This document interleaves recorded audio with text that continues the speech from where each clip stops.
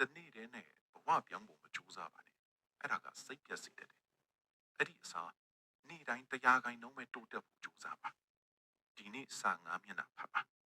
ဒီနေ့10မိနစ်လေ့ကျင့်ခန်းလုပ်ပါဒီနေ့အသစ်တစ်ခုသင်ယူပါအဲ့ဒီတရားခိုင်နှုံးတွေစုပေါင်းသွားတဲ့အခါတစ်လအကြာမှာပြောင်းလဲမှုကိုမြင်ရမယ်တစ်နှစ်အကြာမှာမင်းကူမြင်တော့အံ့ဩသွားမယ်အောင်မြင်မှုဆိုတာကြီးမားတဲ့ခြေလှမ်းတွေကမလာဘူးနေ့တိုင်းလုပ်တဲ့တင်းညစ်တဲ့ခြေလှမ်းတွေကလာတာ